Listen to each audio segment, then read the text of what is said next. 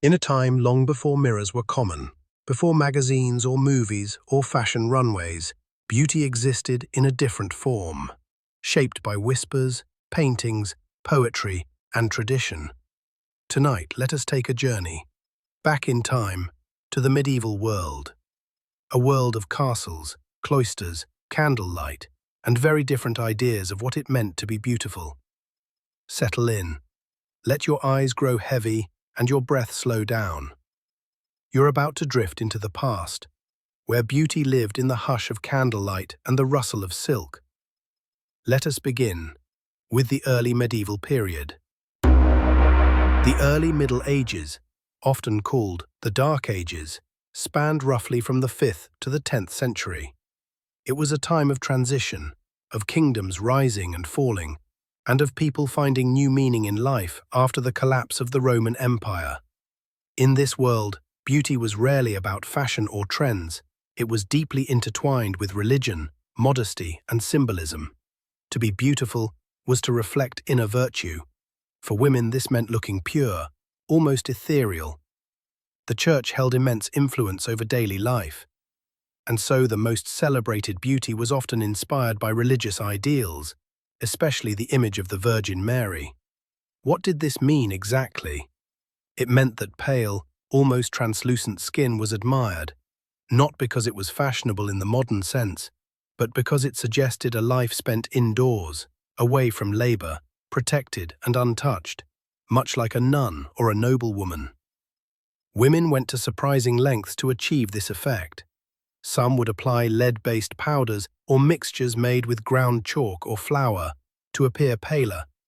This wasn't done out of vanity, but out of reverence.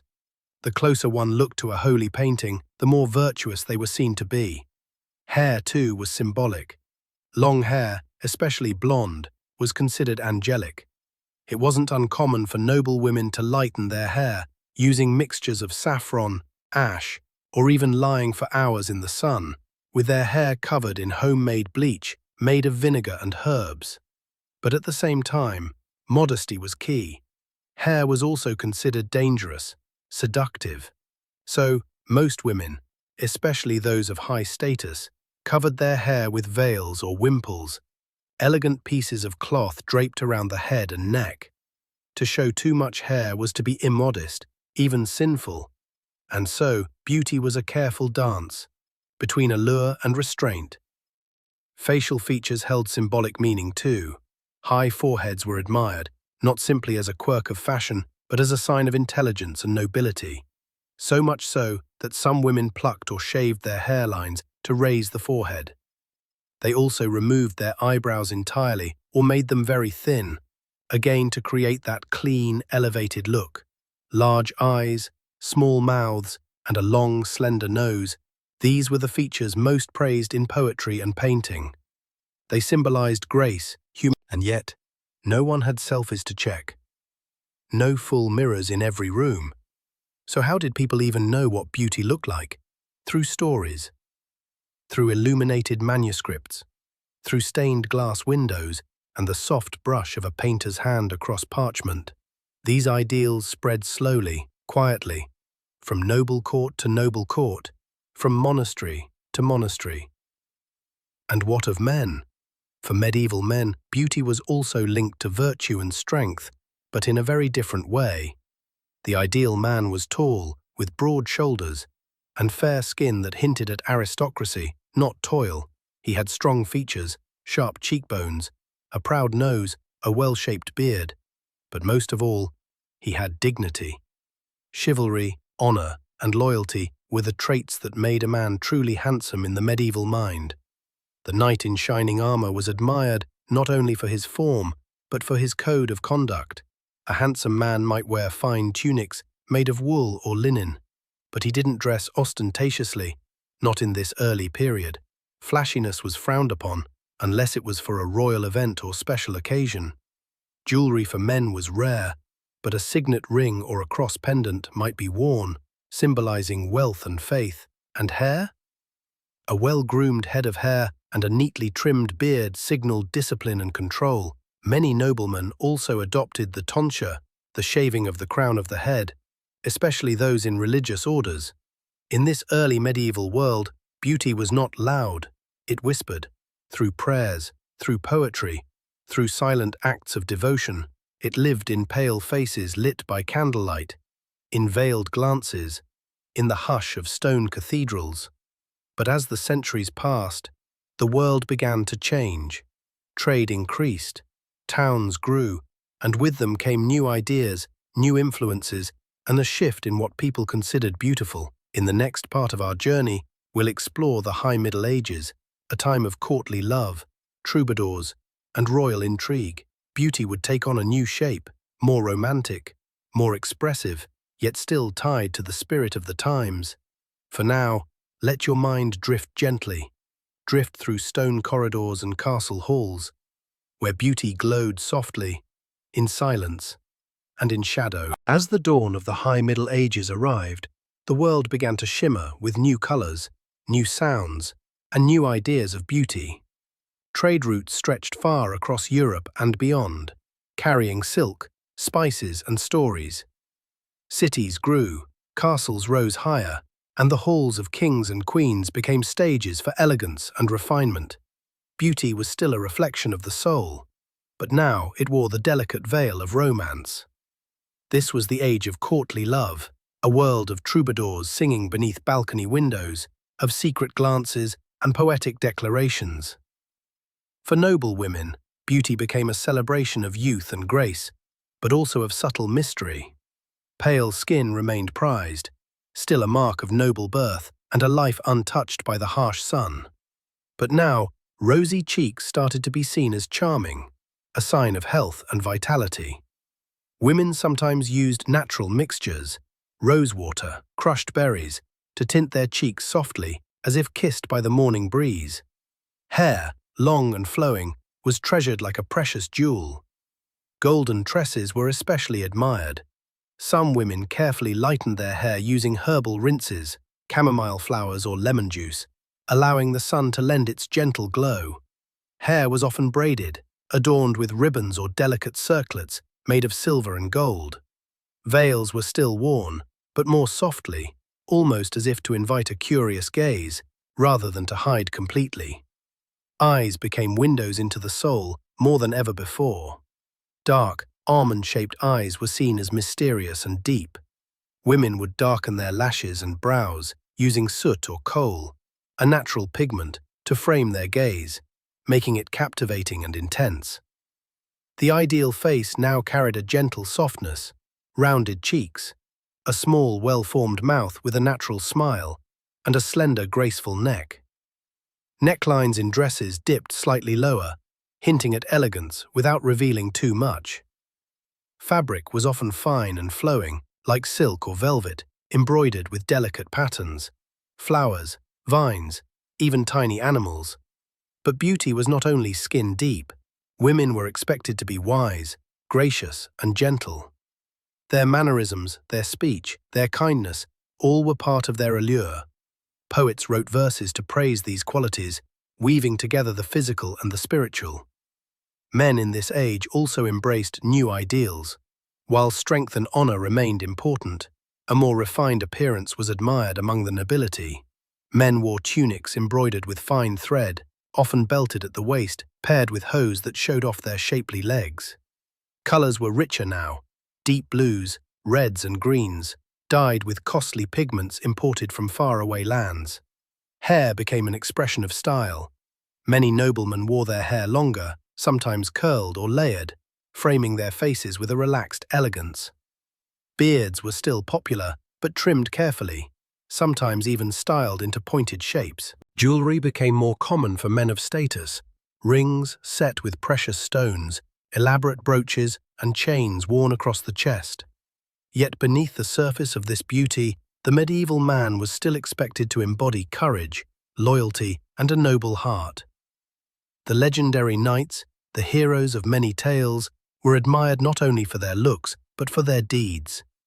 Their shining armor was more than protection, it was a symbol of their inner strength and commitment to justice.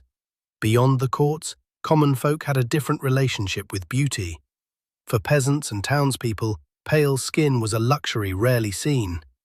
Their days were spent outdoors, working in fields or bustling marketplaces, their skin kissed warmly by the sun. Yet beauty was found in the same places, in smiles shared, in simple acts of kindness, in the glow of health and happiness. Women might braid their hair simply, using wildflowers or ribbons woven from dyed wool. Colors were often muted, earth tones reflecting their close bond with the land. Men took pride in cleanliness, an important sign of good character, even if their clothes were plain.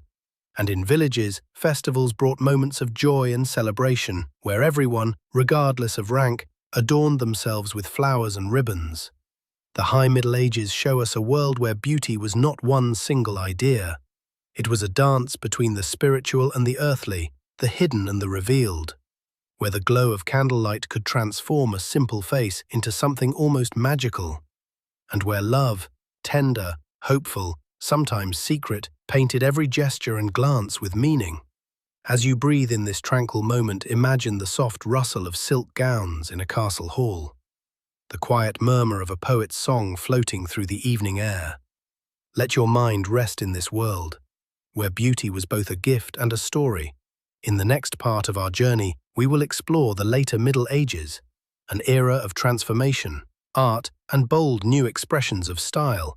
For now, drift gently through shadow and light, where every glance tells a tale. As the centuries unfolded, the late Middle Ages brought a blossoming of culture, art, and new ideas, an awakening that would ripple through the world. Castles grew grander, towns thrived, and the influence of the Renaissance whispered just beyond the horizon. In this era, beauty became more expressive, more varied, and filled with the creativity of artisans and designers. Imagine, if you will, the bustling streets of a medieval city. Merchants display rich fabrics, velvets, silks, and brocades shimmering in the sunlight. Tailors and seamstresses craft gowns and doublets with intricate detail, stitching patterns that tell stories of nature, faith, and power. For women, the late Middle Ages were a time of bold fashion statements. Hair, once veiled, was often revealed in elegant styles. One popular look was the horned headdress, an elaborate construction framing the face with stiffened fabric, often shaped like crescent moons or small horns. Though it might seem strange to modern eyes, this headdress symbolized nobility and status. Hair was parted in the center and pulled back tightly, sometimes braided and wound around the head beneath the headdress. Some noblewomen adorned their hair with pearls, ribbons, or jewels that sparkled like stars in candlelight. Foreheads remained high and noble, but the fashion softened the harsh plucking of earlier times. Eyebrows returned to a natural shape, and rosy cheeks were embraced with a healthy blush, often using natural pigments from crushed flowers. Dresses became more fitted, with narrow sleeves and elegant necklines that framed the collarbone and shoulders. Rich colors dominated, deep blues, purples, reds, often reserved for royalty or the wealthy. Gold thread embroidered intricate patterns of leaves, flowers, and mythical creatures onto the fabric. Yet, despite the glamour, modesty and grace remained central. Women walked with slow, deliberate steps, their posture regal. Their beauty was a harmony of appearance and demeanor. Men's fashion also grew more elaborate in this period. Doublets, fitted jackets, became popular, often padded to emphasize the chest and shoulders. Hose covered the legs, sometimes in bright colors, showcasing a fashionable silhouette. Beards were sometimes groomed into pointed styles, or men were clean-shaven, revealing strong jawlines. Hair might be cropped short or left longer, flowing just above the collar. Jewelry became more abundant for men too, rings, chains, and brooches decorated with precious stones and enamel. But beyond clothing and grooming, the late Middle Ages also saw a fascination with personal hygiene. Though the modern concept of daily bathing was rare, nobles often used scented oils and perfumes to freshen their skin and hair. Bathing in public bathhouses remained popular in some regions, places where people could relax and socialize beneath the steam and warmth. Art and literature flourished alongside these changing styles. Paintings and tapestries captured the beauty of noble courts and pastoral landscapes. Poets sang of love and longing, knights and ladies, in verses that floated like silk ribbons through the air. One famous ideal from this time was the courtly lady, a woman whose beauty was admired not only for her looks but for her grace, intelligence, and kindness. She was gentle yet strong, a muse and an inspiration. In some regions, a fuller figure was considered a sign of health and wealth, a symbol of abundance in uncertain times. Paintings from the period sometimes depict women with softly rounded forms, celebrated as part of their charm and fertility. The late Middle Ages remind us that beauty is never static. It shifts with culture, with art, with the hopes and dreams of a people. As you listen now, feel the gentle rhythm of a world awakening to new light. A world where beauty sings in colors, fabrics, and the quiet strength of a poised smile. In our next part, we will delve deeper into the symbolic meanings behind medieval beauty, the role of color, posture, and adornments, and how they spoke silently in the language of the time. For now, allow yourself to drift, to rest among the tapestries of time, where beauty is both history and a whispered dream. In the quiet moments of the medieval world, beauty was a language spoken in colors, in posture, in the smallest adornments. Every choice whispered meaning, a story told without words. Tonight we explore these silent symbols and the ways they painted the canvas of medieval beauty. Let us begin with color. Colors in medieval times were not chosen at random. They carried deep meaning, worn like badges of identity, faith, and emotion. White symbolized purity and innocence, especially for young women and brides. It reflected light, goodness, and a heart unblemished. Many bridal gowns were simple white linens, untouched by dye, to honor this ideal. Red, the color of passion and life, was both loved and feared. It could signify courage, power, and love, but also sin and danger. Noble women might wear red velvet on special occasions, but only carefully, lest the color speak too loudly. Blue was sacred and serene. Linked closely to the Virgin Mary, blue fabrics were precious and often reserved for the highest ranks. A woman in blue was seen as calm, loyal, and virtuous. Green, the color of nature and fertility, symbolized hope and renewal. It was often worn in the springtime festivals, weaving the cycles of the earth into human celebration. Gold and silver threads shimmered like sunlight and moonlight, embodying wealth and divine favor. Jewels, pearls, and precious metals were more than decoration. They were a prayer, a blessing worn close to the skin.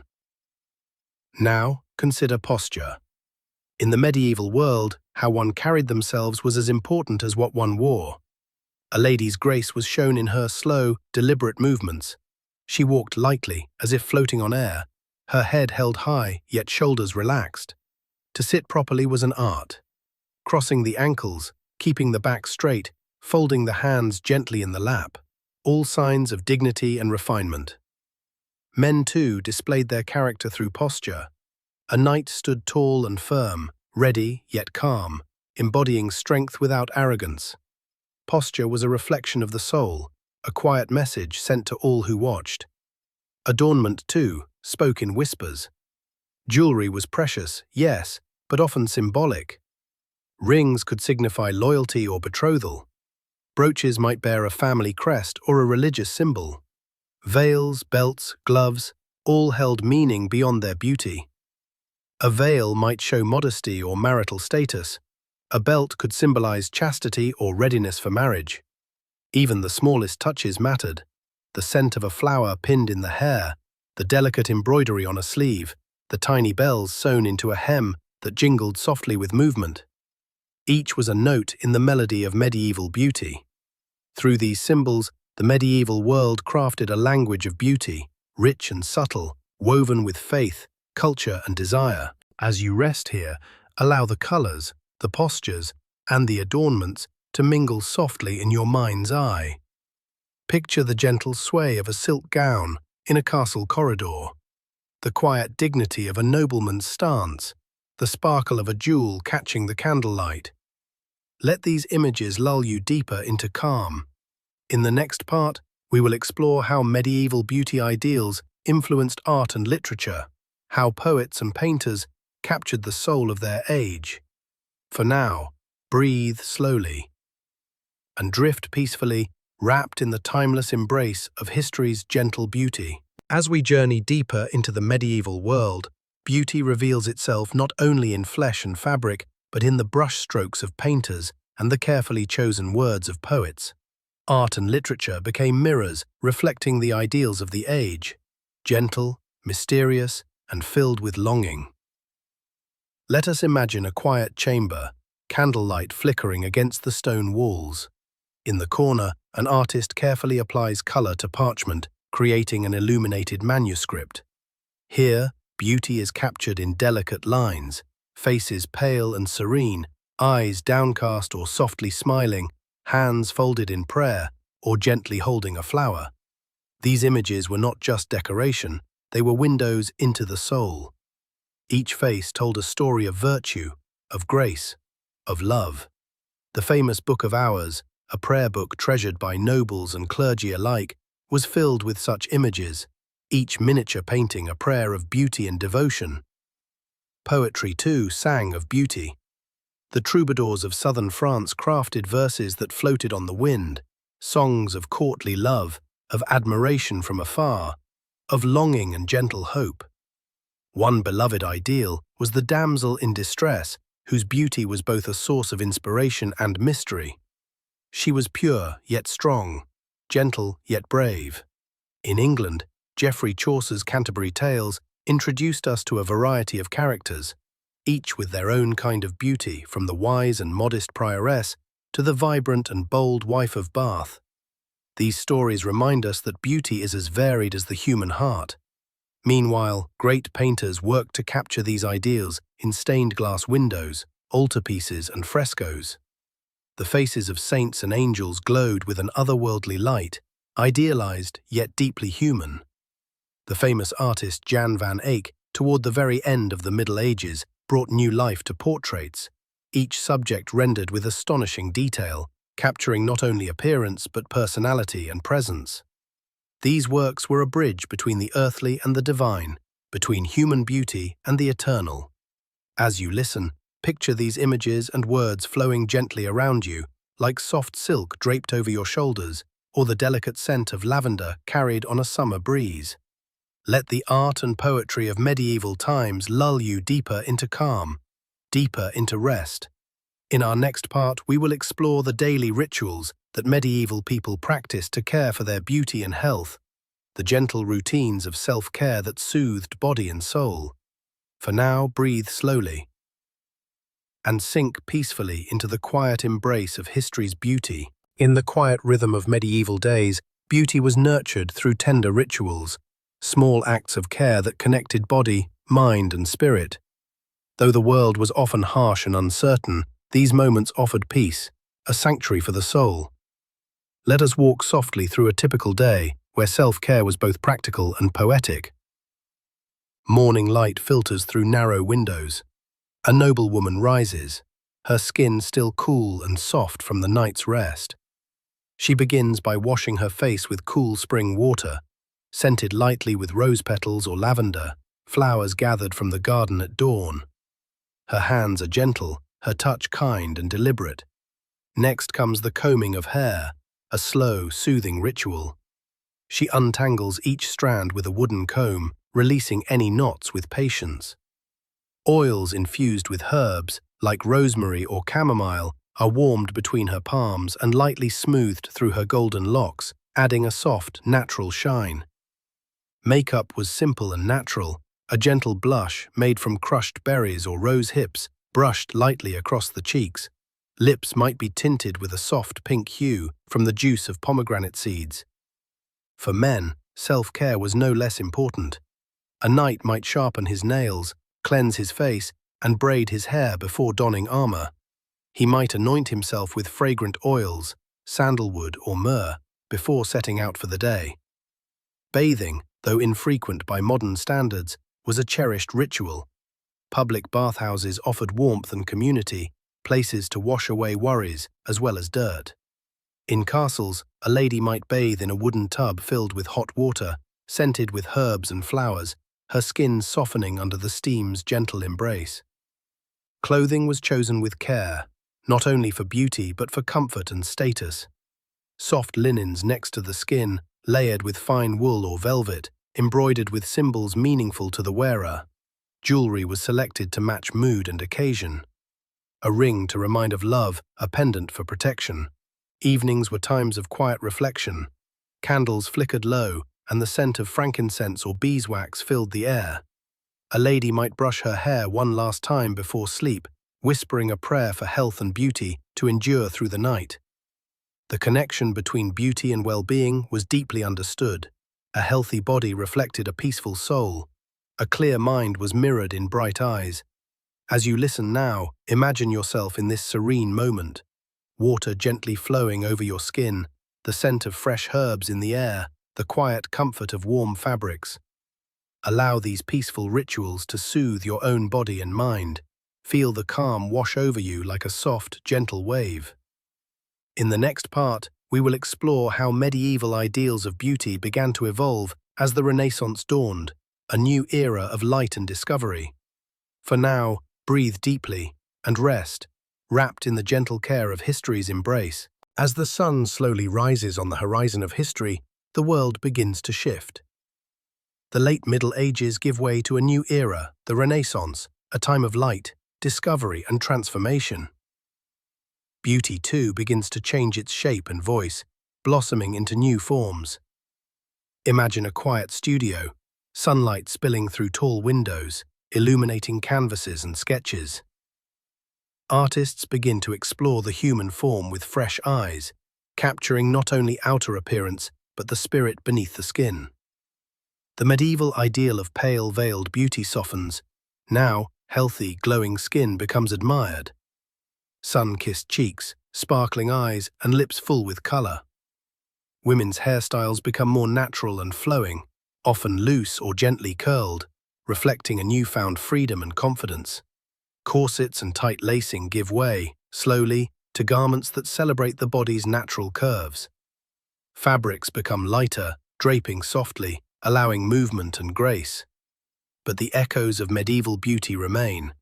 The reverence for modesty, the symbolic use of color, the connection between inner virtue and outward grace. Men, too, embrace new styles. They wear rich, vibrant colors, with hats and cloaks embroidered in gold thread. Beards are groomed in varied fashions, sometimes clean-shaven, sometimes full, but always cared for. Jewelry remains important, but becomes more personalized, reflecting individual taste and status. The Renaissance invites a celebration of life, nature, and the senses. Beauty becomes a dance of light and shadow, of softness and strength, of the eternal meeting the fleeting moment. As you listen, picture this time of transformation, a gentle unfolding, like the first petals of spring. Feel the warmth of new light touching your skin, the whisper of fresh fabric brushing your arm, the song of a lute drifting through the air. And yet, within this change lies continuity, a thread linking past and present, weaving together centuries of dreams about what it means to be beautiful. In our next part, we will explore the fascinating ways medieval beauty ideals still influence us today, in fashion, art, and the stories we tell. For now, breathe slowly and rest, cradled by history's gentle hands. Though centuries have passed, the beauty ideals of medieval times continue to whisper through the fabric of our modern world. Their echoes linger in the folds of fashion, the strokes of art, and the stories we tell, quiet reminders of a time when beauty was woven with meaning and grace. Look closely at today's fashion runways or red carpets, and you might see a glimpse of the medieval spirit. Rich velvets, delicate embroidery, and the elegant drape of flowing gowns. Designers often draw inspiration from those horned headdresses, the high collars, the lace cuffs. Colors like deep royal blue, crimson red, and shimmering gold return again and again, carrying their old meanings into new expressions. In film and literature, the medieval ideal of beauty lives on in princesses and knights, in tales of courtly love and honor. These stories shape our dreams, inviting us to imagine a world where beauty is more than skin deep, where kindness, courage, and wisdom shine as brightly as jewels. Even today, the idea of natural beauty, of healthy skin and flowing hair, reflects the gentle care valued long ago. But perhaps the most enduring lesson is this: beauty is ever-changing, deeply personal, and connected to who we are inside. Medieval beauty taught patience, humility, and grace, a reminder that true beauty shines brightest when it springs from a heart at peace. As you rest now, allow yourself to feel this connection to the past, to the present, and to your own quiet light. Picture the soft glow of candlelight, the scent of fresh herbs, the gentle touch of fine fabrics against your skin. Let these images cradle you as you drift toward calm and rest. In the coming parts, we will explore specific medieval beauty practices in more detail, like the natural remedies, the fashions for different classes, and the role of rituals in everyday life. For now, breathe deeply and relax, wrapped in the timeless embrace of beauty. In the heart of medieval life, nature was the greatest healer and beautifier. From fragrant gardens to humble fields, herbs, flowers, and minerals were gathered with care, crafted into remedies to nurture the skin, strengthen the hair, and soothe the soul. Imagine a quiet apothecary, shelves lined with glass jars of dried lavender, rosemary, rose petals, and chamomile. These were the treasures of beauty, known for their gentle touch and healing powers. Rosewater was beloved, made by distilling fresh rose petals into a delicate, fragrant liquid. It was used to cleanse the face, refresh the skin, and bring a soft glow. Lavender, with its calming scent, soothed irritated skin and relaxed the mind. A bath infused with lavender petals was a moment of pure calm and renewal. Honey, sweet and golden, was a natural moisturizer and healer, applied to wounds or mixed with herbs for masks that softened and brightened the skin. To cleanse, medieval people often used a mix of herbs and vinegar, astringent and refreshing. Oils extracted from almonds or olives nourished dry skin and hair. For hair care, rinses made from nettle or chamomile strengthened strands and added shine. Even minerals like white lead were sometimes used carefully to achieve the prized pale complexion, though we know now that some practices were harsh or unsafe. These remedies remind us that beauty and health were deeply intertwined, rooted in the earth and the seasons. As you listen, imagine the scent of fresh herbs filling the air, the soft rustle of leaves, the gentle bubbling of a simmering pot. Allow these natural touches to soothe you now, bringing a gentle peace to your skin and spirit. In the next part, we will gently explore the fashion. In the tapestry of medieval life, beauty and fashion were woven differently for each thread. Each social class had its own patterns, colors, and rhythms. From the humble peasant to the noble lord, clothing and adornment told stories of status, role, and aspiration. Imagine a bustling village at dawn, where peasants rise to their daily work. Their clothes are simple, made of coarse wool or linen, dyed with natural colors like browns, grays, and muted greens. These garments are practical, designed for labor and endurance. Yet even here, care is taken. Hems are sewn neatly, seams are strong, and sometimes a splash of color, perhaps a red sash or embroidered patch, adds a quiet touch of beauty. A peasant woman might braid her hair and pin it with a wooden comb. Her hands are strong, her face sun-kissed, and her spirit grounded in the earth. Now, shift to a noble castle. Here fabrics are rich and luxurious, velvet, silk, brocade, dyed in vibrant blues, deep reds, and shimmering golds. Noble women wear gowns that flow like water, layered and embroidered with intricate patterns. Their hair is often covered with delicate veils or shaped beneath elegant headdresses. Jewelry sparkles, pearls, rubies, and sapphires catching the light with every graceful movement.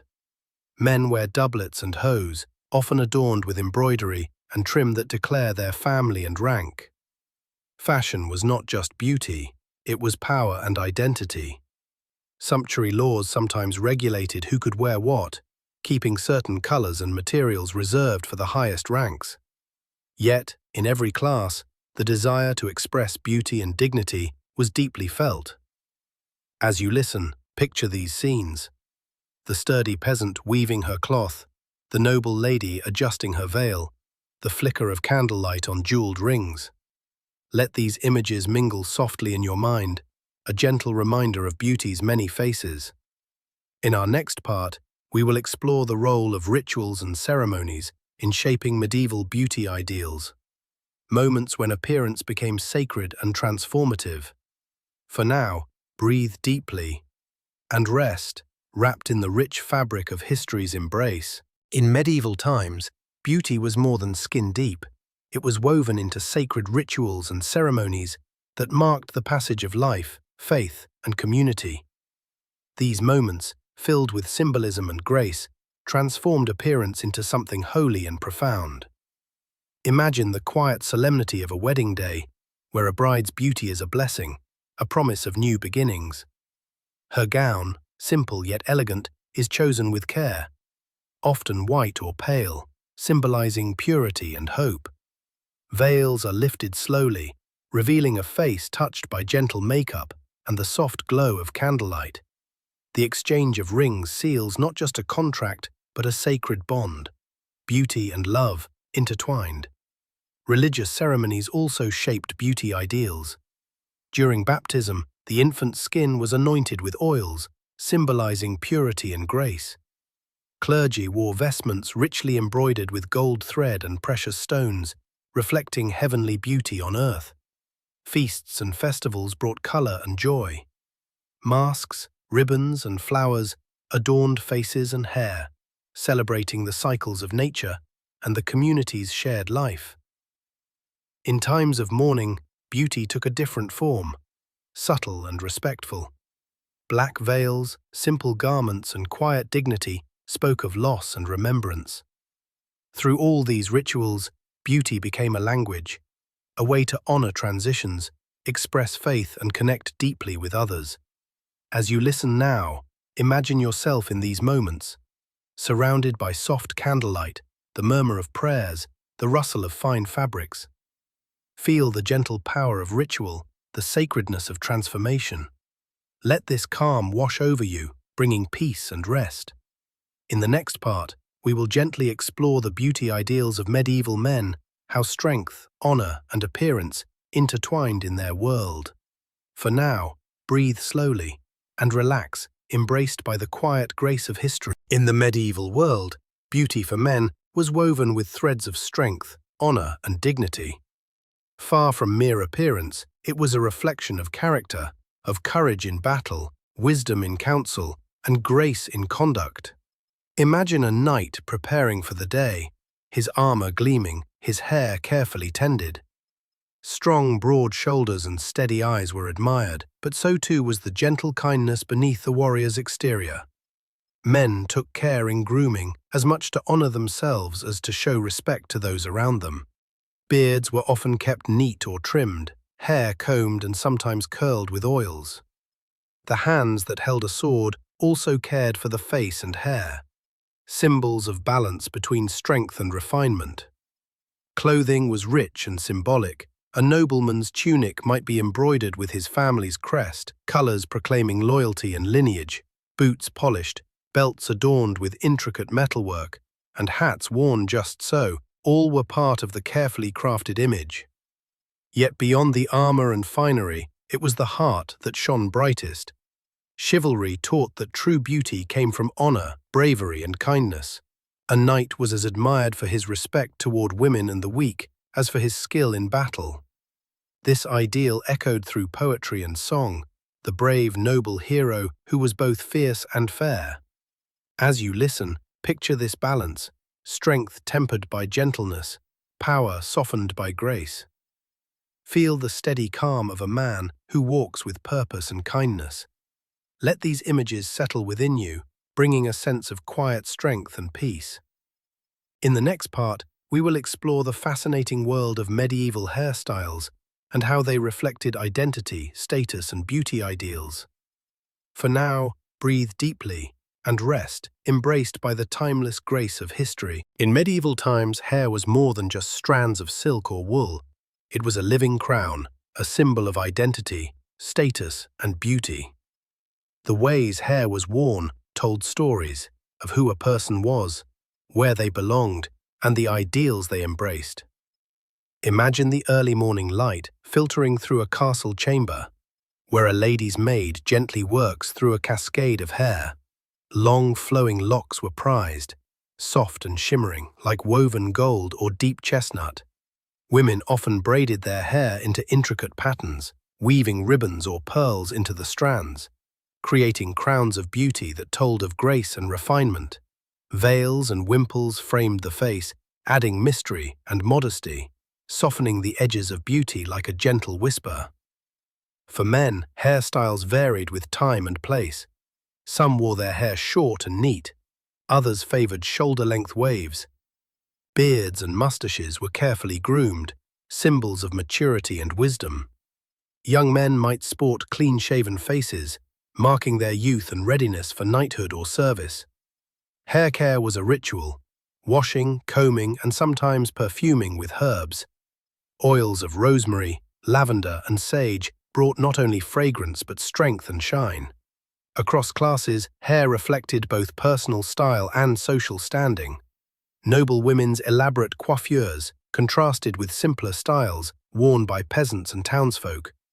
But whether crowned with jewels or simply braided, hair was always a sacred part of one's beauty. As you listen now, imagine the gentle brush of a comb through soft hair, the scent of herbs carried on a quiet breeze. Feel the calm and care in each stroke, the peaceful rhythm of a ritual as old as time. Let these images settle softly in your mind, a gentle lullaby of history and beauty. In our next part, we will gently explore medieval makeup and cosmetics, the subtle art of enhancing natural beauty. For now, breathe deeply and rest, wrapped in the tender embrace of tradition. In medieval times, makeup was a delicate whisper, used sparingly and with care to enhance the natural beauty already present. It was never meant to mask, but to highlight the grace and purity that shone from within. Imagine a quiet chamber where a lady softly blends crushed rose petals to create a gentle blush. The color is soft, a tender pink, like the first light of dawn touching her cheeks. Lips might be tinted with pomegranate juice, offering a natural, subtle glow. White lead, though now known to be harmful, was once carefully applied to achieve the coveted pale complexion, seen as a sign of nobility and delicacy. Eyes were softly defined with soot or kohl, a faint line to deepen their brightness. But overall, the look was understated, an expression of purity, health, and modesty. Fragrances played an important role as well. Perfumed waters and oils infused with lavender, rose, or sandalwood were lightly dabbed on the skin and hair, an invisible crown of scent that followed one's gentle movements. Medieval beauty was intertwined with spiritual ideals. Too much makeup was seen as vanity, something to be avoided.